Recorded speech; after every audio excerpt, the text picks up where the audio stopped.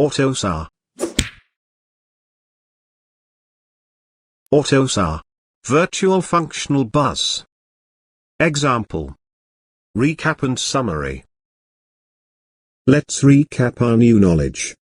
To find out what we have learned about the 6 terms on this slide, I will explain them in a clockwise order.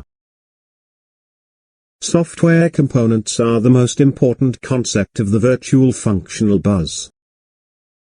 Software components have ports to communicate.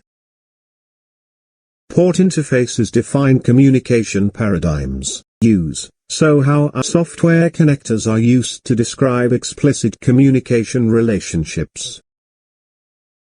There are a lot more annotations and further metadata to enrich the AUTOSAR models.